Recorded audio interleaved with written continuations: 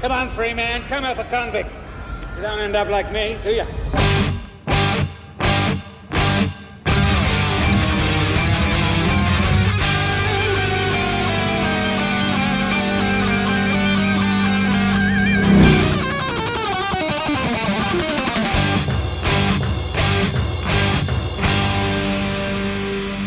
Welcome to the Mad Max Minute. We're in for the big one and watching Mad Max Beyond Thunderdome 1 minute at a time. I'm Rick. And I'm Julia. And today we're talking about minute 18, which begins with Max half-heartedly shoveling poop as he tries to get a good look at Master Blaster, and it ends with Max making a new friend. Joining us today are some of our new friends, Richard and Chieko Dunham from the Studio Ghibli Minute. Hi, thanks for having us back. Thank you. Yeah, been good having you all week, getting your insights and whatnot.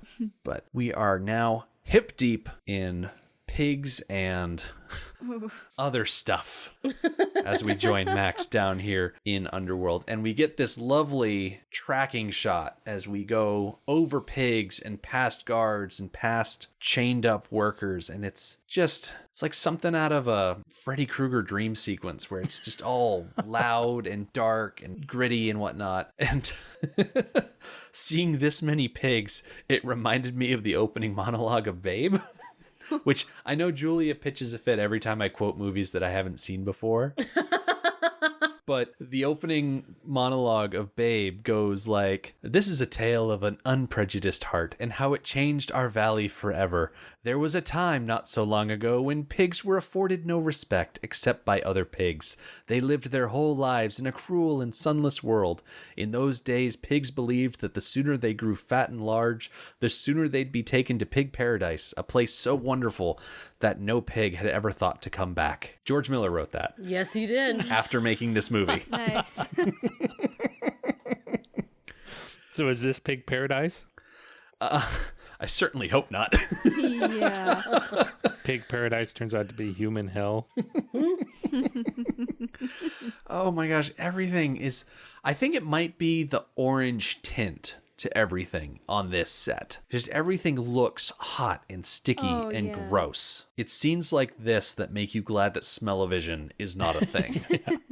Like the very opening of this minute, we see 3 bald-looking people, like in the background, seem to be swirling Oh, yeah. like a waste-filled bucket that's like slopping over the sides as they dig through it. Mm-hmm. And then as we track up, we see the same, like the woman with the nun's cowl. Oh, yeah. She's got what looks like a pizza pan that she's using as a clipboard. Taking notes. It's whatever you can find. Yeah. Does the job. Probably a good like pig shield as well. Yeah. Yeah, probably. really. Eventually, we make our way through this throng of people, and we get to see Max's new friend passing in front of the camera, but we don't actually get to meet him just yet, because we find Max, and he's over by one of the furnaces, and he's just shoveling up poop. I'm imagining that these pigs just kind of drop their payloads where they lie, and rely on the workers there to move it around. Yeah. But Max is really just, his heart's not in it. He hasn't really caught the shoveling bug, as it were, because he's so distracted trying to get a good look at Master Blaster as the camera tracks up and away from Max to the catwalk system. And we get to see Master Blaster coming down these steps, and we get to see from behind the stairs, we see the big footfalls thudding down. And Master Blaster has something that we haven't seen since the beginning of this movie. On the end of a string, rather cruelly dangling, is Max's monkey, Sally Ann. Oh, that's I didn't realize it had a name. Yeah. Oh. Sally Ann is the name of the monkey actor. Oh, So we okay. just kind of held on to it. We don't really have a good track record for actually getting names for our animal actors. So when we find one, we latch on to it. Okay. Yeah, and Max doesn't have a good track record for actually naming his pets. Yeah. Or animal Yeah. companions. Or even giving his name to other characters. Yeah. Yeah.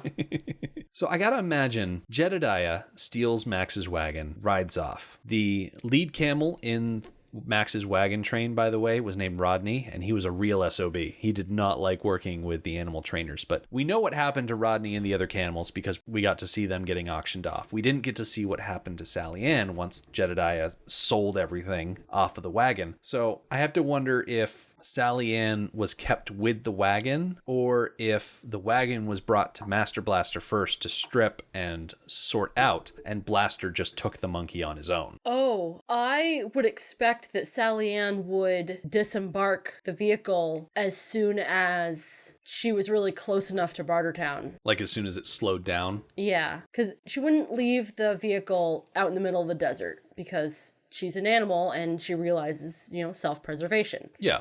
So I think she went to Bartertown, but separated from Jedediah and the camels in the vehicle as soon as was convenient for her, but then was subsequently caught by Master Blaster or a peon of Master Blaster's who then turned her in, probably stealing food. Mm. Oh, that makes sense. It's Yeah. probably been like scurrying around, like kind of causing trouble for a couple days. Mm-hmm. Yeah. I mean, you gotta steal to eat, gotta eat to live. I'm sure she'll tell us all about it when she has the time. I look forward to that children's book. Yeah. I imagine that Sally Ann could probably find in amongst Bartertown maybe like a young street ruffian, and, the two of them would pal together, and I don't know. I mean, we're going off the rails in this movie anyway. Who knows? Maybe they'd get roped into some sort of vessel retrieval mission, and Sally Ann would get them into trouble by touching something she's not supposed to, and then, like, I don't know, carpets don't fly. Yeah. Maybe they'd find like a little hang glider or something. I don't know. Some sort of wasteland equivalent to Aladdin.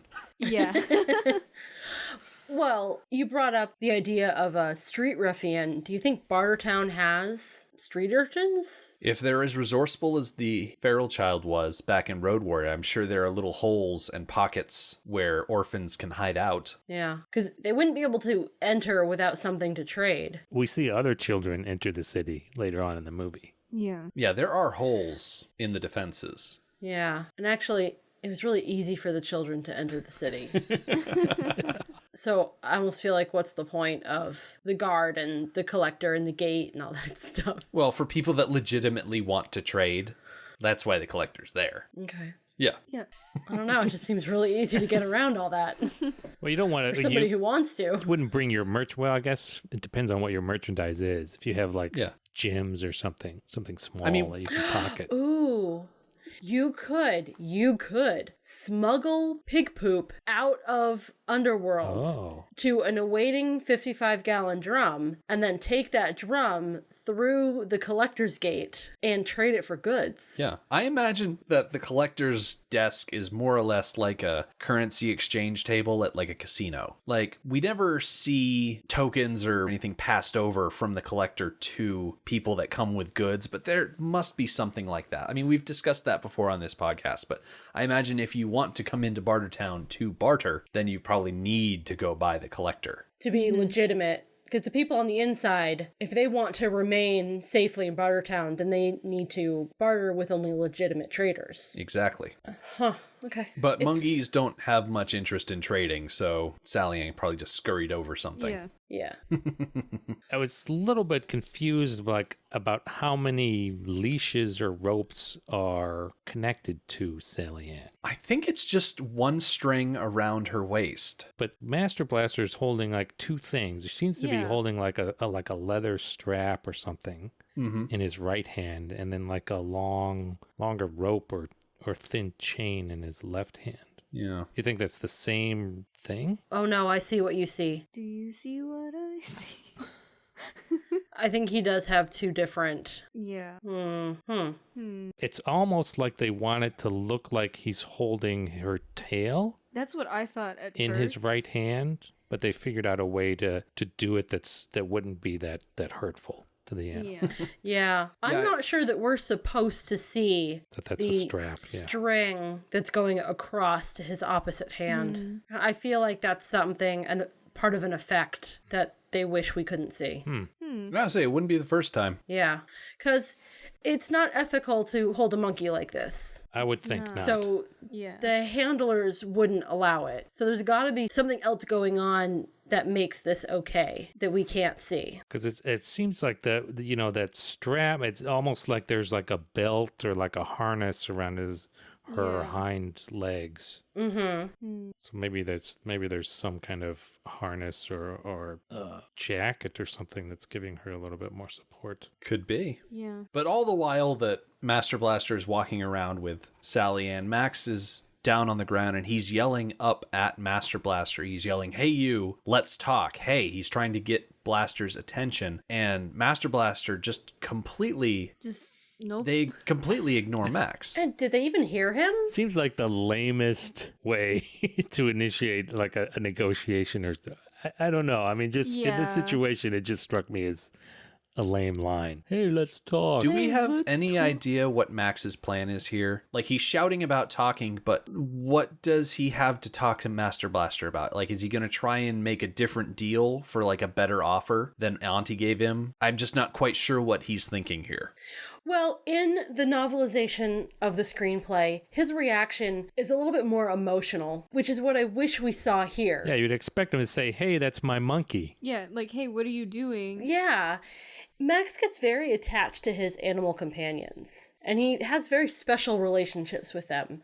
And then they die. Aw. That's just how Max's life is. So he doesn't want to lose this one. So in the screenplay, it's much more of an outburst. Like, hey, give me back my monkey. That monkey is mine, kind of a thing. He doesn't have a plan. So in the book, he's yelling at Master Blaster because they have Sally Ann. Yes. Okay, that's cool. And in the movie, Sally Ann is a captive. Mm-hmm. In the book, Sally Ann has, like, attached herself to somebody else. Oh. Like, she's there voluntarily. Oh. Like, sitting on somebody else's shoulder kind of thing. Oh. It's self-preservation. Oh, I feel betrayed. Yeah, I do It's too. only on the surface, though. Her heart is still with Max. Okay. It's a matter of survival. Yeah. I like to think of it like she's infiltrating the enemy looking for Max. But- She figures he probably got himself in the most trouble possible. So let's go to the deepest, dirtiest, darkest place and see if we can find him there. And she does. To go to another movie with a monkey, it's like Marianne in Raiders of the Lost Ark. Oh, Yes. Yes. Yeah, I mean, if you watch this scene without sound, you just assume that he's saying, "Hey, what are that's you my doing? monkey." Yeah, hey, what are you doing? I mean, it's almost like Mel Gibson forgot the line. It just came out with, let's talk. Right. It's so cold. Yeah. And yeah. I mean, I'm sure Master Blaster responds to all invitations for conversation from the poop shovelers. I'm sure. I'm sure that's the best way to get on his calendar. Yeah. It was also in this scene where we see Max shoveling the poop that I cringe at his hair. That man needs a ponytail holder. I was He thinking needs to of get it that. up out of his face, off of his neck. He needs like a nun's cowl or something. Yes, he does. He does. Or like a hairnet. Yeah, all that free flowing hair, you know what's getting in it. Oh, Like yeah. Poop. I could feel it on my neck. I like wanted him so badly to just put it up because I was feeling it and I was getting Yes. uncomfortable. My favorite moment in this movie is where he gets a haircut. Yes, I agree. Yeah, it's we're not at those minutes, but that was one of those later in the movie. It struck me watching it again that there's like foreshadows of Fury Road. It's like little elements that come back, like much better done. Lots I would of them. think in Fury Road. Yeah, that's one of them. That haircut and the hand reaching in and stealing his hair as well. Max is in Underworld. He's shouting up at the boss like a crazy person. And one of the other workers comes up to him. And this person is called Pigcolor. And, Oh, he's a new face. He walks up to Max and he says, "Come on, free man, help a convict. You don't want to end up like me, do ya?" And this guy, Pigcolor, he's got no shirt to speak of. He's got this big old sprocket around his neck and it's Yeah. attached to a big old chain that goes up to the ceiling. poor guy. Yeah, all of these chains give the place an especially horrific look. Yeah. All these chains from the ceiling. Well, yes, I agree. They really do add to the atmosphere. But thinking about the other ways in which a manual laborer who is a captive is chained up, this doesn't seem so bad. If his legs were in irons or his hands, he wouldn't be able to move around so well. He wouldn't be able to work. But this way, yes, he's got this big thing hanging around his neck, but he's fairly free. I feel like the thing around the neck and the brand across his chest should be enough. Yeah. I feel like the chain is just insult to injury. Well, Little. Yeah. I mean, we were just talking about how easy it is to sneak in and out of Underworld. Yeah. So I think the chain is necessary. And as soon as he does get out of the chain, what does he do? He sneaks out of Underworld. But the big sprocket around his neck, it kind of reminds me of those giant magnetic things from the movie Wild Wild West. Yeah. With the giant magnetized saw blades, and you get it wrapped Okay. around your neck, and then you're like, oh no, I'm going to get my head cut off. Okay. I've never seen the movie, but I'm familiar with the concept, and You I don't need agree. Yeah, You do not need to. the sense that I get. You can skip that one. Yeah. Yeah. I've got the song stuck in my head now, though. Oh. Thank you. So is that what he says? I couldn't figure out what he was saying. It sounded like, come on, free man, come over, convict. Well, Yep. Come help a convict. help You a don't want to convict. end up like me. Okay. And of course, Max, hearing that, asks how long he's in for, and Pig Killer laughs and says the big one, life, which doesn't strike me as something people usually laugh Yeah. at. I think just sometimes you have to laugh at your own misery to kind of cope with it. Just like, I'm in this Yeah. big mess. You know? Yeah, he seems to be coping really, really well. He seems to be in genuinely good spirits. I just don't think he's all there. No. I think he's, there's something. I think he's Oh. smiling through the pain. Just like, just gotta Grin and He's- bear it. grin and bear it. Yeah. I look at Pig Killer and I'm like, there's got to be like a wire loose or something like that. It's just, I don't know. And I wonder how long he's been there. Yeah. Right. So when he says you don't want to end up like me, he didn't get there by trying to start a conversation with Master Blaster. So I don't No. really follow No. his logic there. I'm willing to bet that trying to converse with Master Blaster has a reputation for getting people into trouble. Yeah. Yeah. I would definitely say probably a lot of people have probably been badly injured. There's because another they guy with wanted to talk. Chatterbox branded on his chest. Which makes me think maybe Pig Killer has been there for quite some time. He knows the lay of the land, has seen people get into trouble for trying to talk to their superiors. Now I'm imagining like a whole menagerie of people, like a rogues gallery of people branded with like the epithets from Seinfeld, like close talker, man hands, Double dipper. exactly, re-gifter.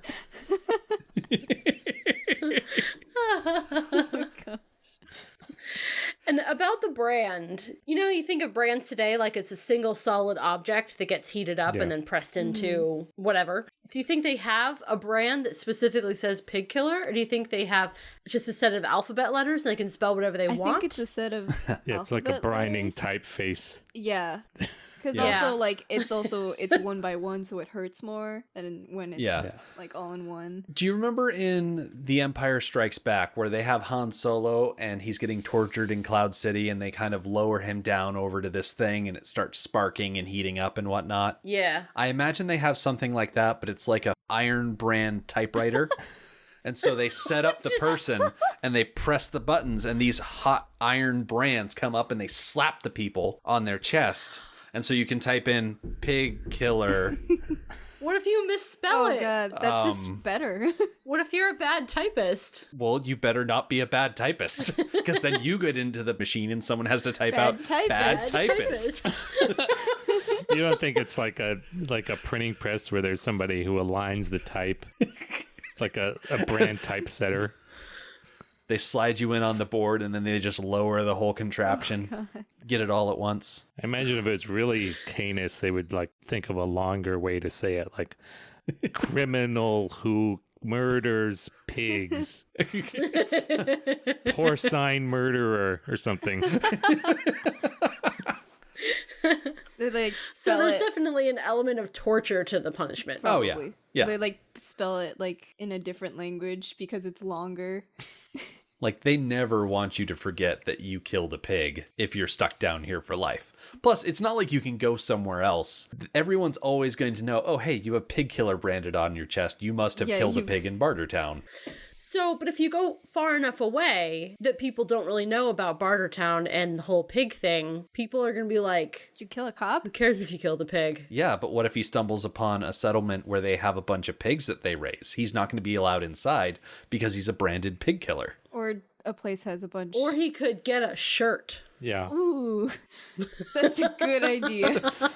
Yeah, or he could, like, you know how people have like a covering tattoo. Maybe he could just, I mean, if he was up for it. Yeah. Yeah.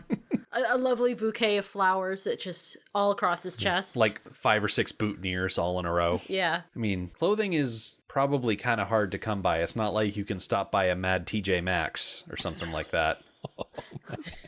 Oh my gosh. Oh. If it was anyone else editing this, that would be cut out. That was a 2-step process for me. I heard it and was like, haha, and then, oh. So this pig killer character, he is played by a familiar face, a guy named Robert Grubb, who we saw during our hiatus as the character Billy in 1981's Gallipoli. Robert Grubb was born January 31st, 1950 in Hobart, Tasmania, Australia. He is a good old Tasmanian devil. He attended NIDA, the National Institute for Dramatic Art, where he graduated in 1978. He was attending NIDA at the same time as Mel Gibson and Steve Bisley, so he's got accomplished classmates, so to speak. He got his first role in a movie in 1979 in a movie called My Brilliant Career, where he played Frank Howden. And from My Brilliant Career, he went into Gallipoli. He eventually got into Beyond Thunderdome, and with several exceptions, Grubb is essentially a television actor.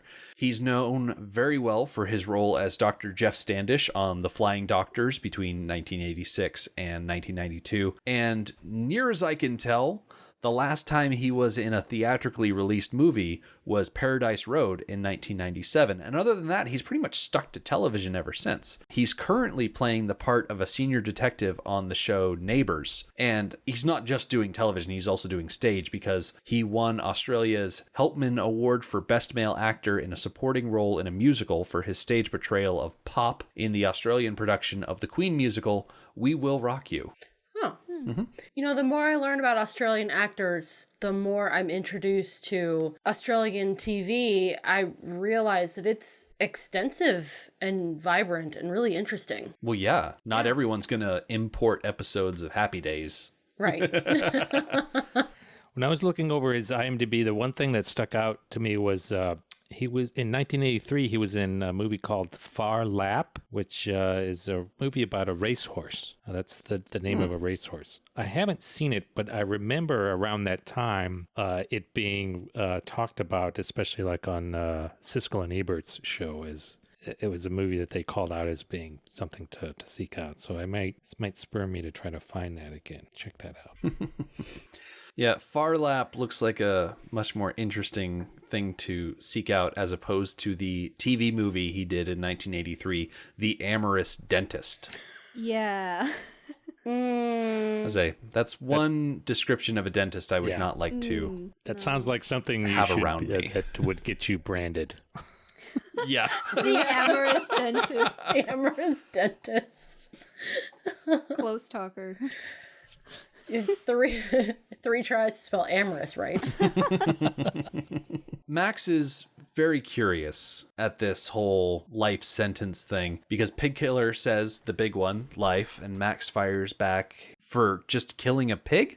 And I feel like it makes sense that killing a pig in Bartertown is a big deal because pigs are kind of like the batteries of Bartertown. And so Pig Killer is kind of the Rocket Raccoon of this movie, in that Rocket Raccoon in Guardians of the Galaxy Volume 2 stole a battery from the Sovereign, which makes Auntie like the Sovereign, who goes after Pig Killer and actually succeeds in catching him and throwing him in Underworld. Yeah.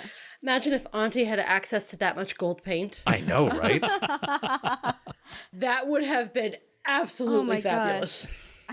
I'm imagining what she would do and I'm amazed. Yes. But just I am curious. I would love to see watching the that. movie for the first time when Max is like, "For just killing a pig," I'm like, yeah, that's how it goes. Immediate It understanding. was obvious to you. Yeah, I was like, Yeah. Pigs are a big deal. And Pig Killer answers Max's inquiry by saying, I had to feed the kids. So I'm wondering, we don't know a ton about Pig Killer. So when he says I had to feed the kids, does that mean he had a family? Has he been down here long enough that he's jolly about his situation because he doesn't care about his family anymore? Did he even have a family to begin with? Like, is this just a situation that he's invented in his head to justify his action, to make it seem more noble that he's now down here? I mean, he's kind of an enigma in that regard. And the fact that he uses the phrase, I had to feed the kids, he doesn't say I had to feed my kids.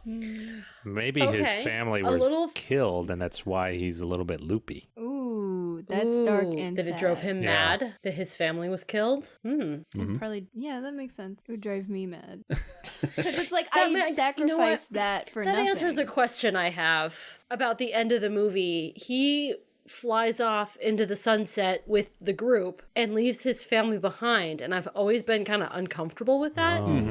But if his family has been long dead and he's been suffering that trauma, which has been steadily loosening his screws to the point where he stole a pig and set in motion these events in his life, that he doesn't actually have a family to go back to makes me a lot more comfortable with his presence at the end of the movie. Yeah, I'm definitely firmly in the camp that he does not have an actual wife or actual children, that he's the kind of person that, I don't know, maybe he likes to hang out with a pack of dingoes and he considers them his children, and because they're running around trying to hunt for food, he would steal a pig to feed his dog kids. Kind of an Amoris Perils kind of situation. Yeah. It did occur to me for a moment, a theory that is very unsupported, that he may already know about the waiting ones. That those are the kids he's talking about. Which is incredibly unsupportive. And yeah, but it occurred to me. It occurred to me, but I don't know. I shot that down in my head. Yeah, me too. The kids don't mention ever having contact before Max with another adult. So I don't think so. Do you think Pig Killer could be one of the adults that wandered away from the crack in the earth? Okay, I can go with that. I also thought of that. No. He does, with his shadowed eyes, he does look like the skull kid. Yeah, whoever that kid is who's the proto war boy. Yeah, because wandering that far into the desert and getting lost, he probably just got his brain fried. And so when he stumbled upon Bartertown, he found Underworld, probably through the same pipe that the kids later on in the movie stumble through, tried to steal a pig or killed a pig or something, trying to get it out so that he could bring it back to the crack in the earth, which is why when we're done messing around outside Underworld and we finally get back to it, when Pig Killer sees one of the waiting ones, like he points and laughs. Yeah, so he does. Oh, okay. I want to keep this theory in mind as we move through the rest of the movie, because I kind of like it. Yeah, the whole amount and number of people and the timeline involved of those people leaving, it's very unclear.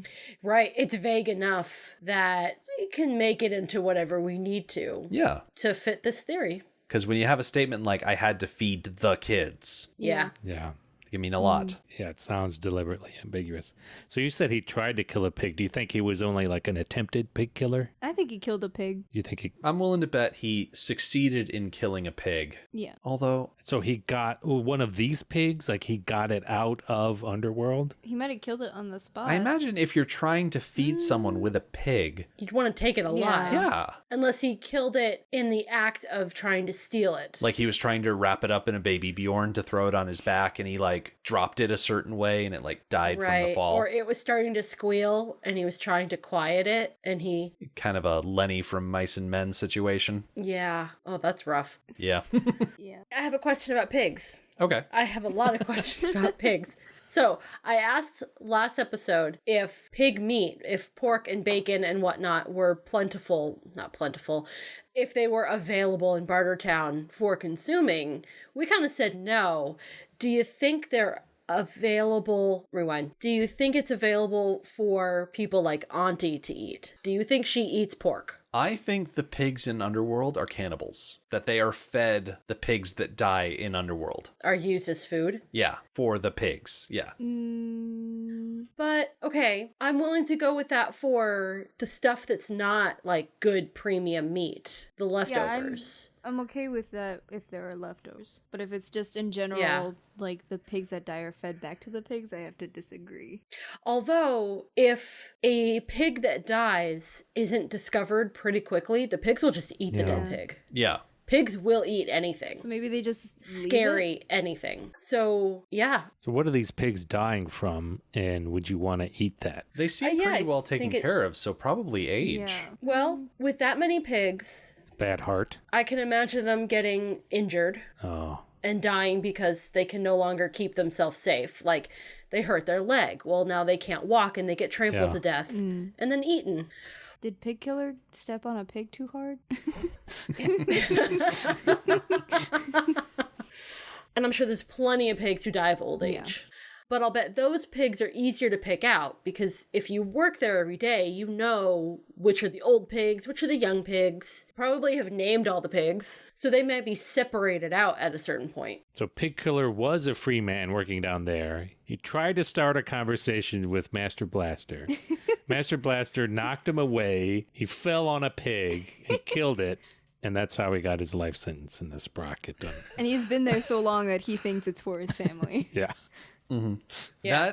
That tracks. I feel like that is just as valid of an idea as him And being he's one like- of the adults he that left see- the crack in the earth. He sees Max Yeah. going down the same road. He's like, whoa, you don't want to end up like you me. do not.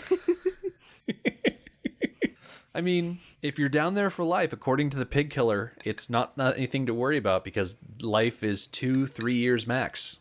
Okay, what exactly is killing people that quickly? I'm The guessing Yeah. either dangerous work conditions or air quality. I bet it's humid, and that must suck. Yes. It's not the heat, 'Cause it's you the remember- humidity that kills you. And Is And that my what you're admit, it's saying? like both of them. When the crew was working with this many animals, they had to wear clean suits and constantly wash things. I'm willing to bet if you're down there unprotected working with the pigs day in and day out for years and years and years, you're probably going to pick up something. Yeah. Like a Yeah. virus or bacteria. Probably die of disease. Swine flu. Exactly. And with no medical care, you just die right there and the pigs eat you. Oh boy. That's your retirement plan right there. Hey, pigs are really scary. Yeah. They are. I've seen plenty of pigs at like the state fair kind of thing, where they're like show pigs and prize pigs. And then my aunt and uncle had a bit of a farm and they got a pig. And it was outside of the house and I walked down to the pen to go see it. That thing, I could see in its eyes, it wanted to eat me. Oh my god.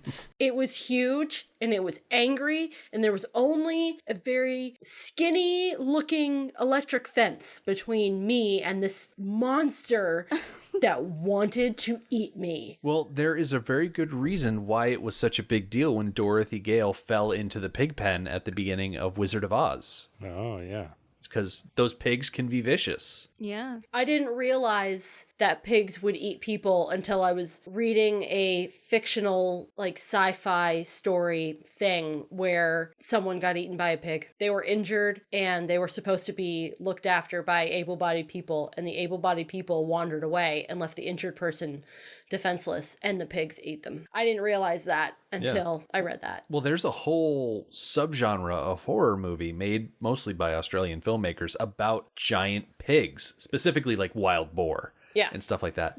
And it's essentially like a land-based shark Jaws movie. Mm-hmm. Because these things can get so big and so violent and so vicious. I mean, for anyone who watches Game of Thrones, Yeah.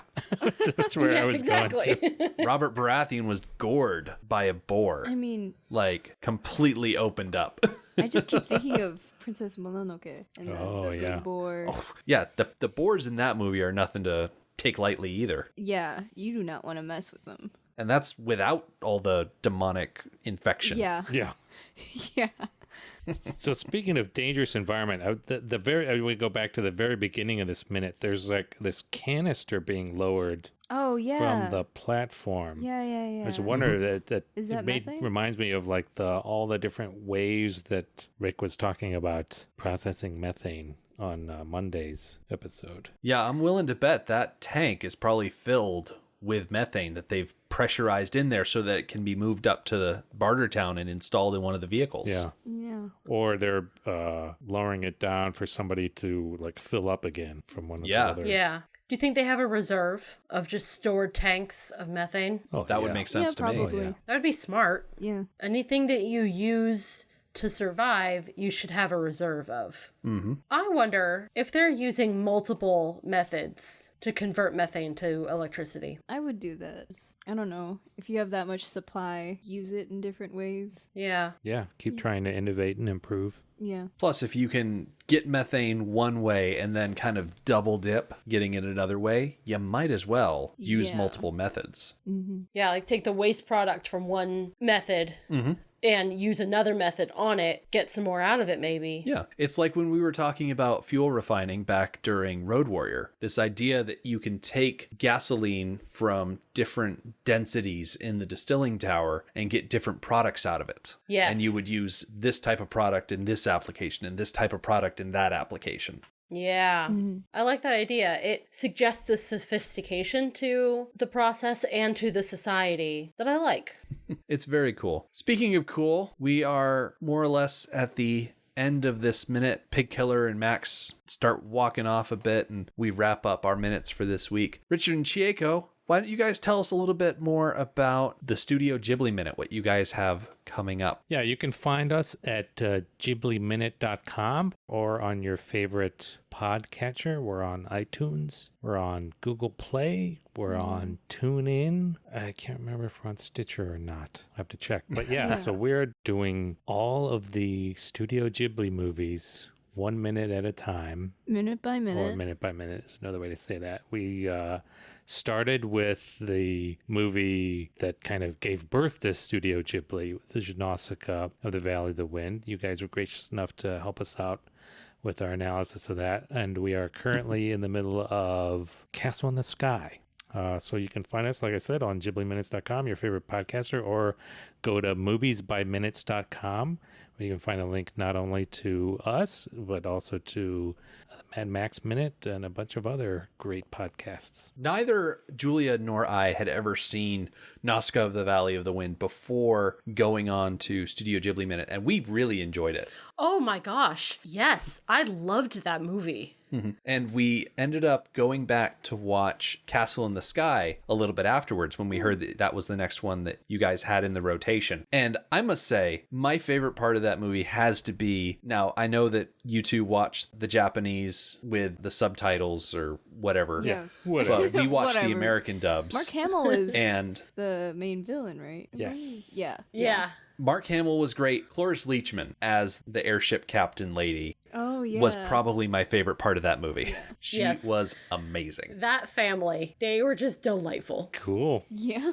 It's great. So I'm very much looking forward to keeping up with that and listening to that analysis. Switching gears a little bit, since we're at the end of the week, we've still got the Anarchy Road podcast running for people who are patrons of our Patreon page, because I haven't said enough words that start with P just now. At the $3 level, you get access to that. And this week, we are talking about Peter receiving a menacing note from a certain captain. Phil Collins shows up and demonstrates why he really should stick to music. And Granny Wendy drops a bomb in Peter's lap that will just alter every aspect of who he thinks he is. So that'll be fun.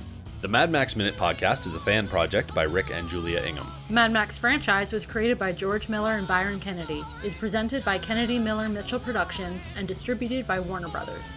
Mad Max Minute is produced and edited by Rick Ingham. Our opening music is Verdi's Dies Irae by Daniel Batista of danielbatista.com, and our outro music is We Don't Need Another Hero by MilitiaVox of militiavox.com. Our home on the internet is madmaxminute.com. You can follow us on Twitter at madmaxminute, like us on Facebook by searching for Mad Max Minute, and join our Facebook listener group, Mad Max Minute Beyond Microphone. If you'd like to support the podcast, visit madmaxminute.com, where you can check out our TeePublic storefront by clicking the store link, join our Patreon by clicking the support link, or make a one-time donation by clicking the donate link.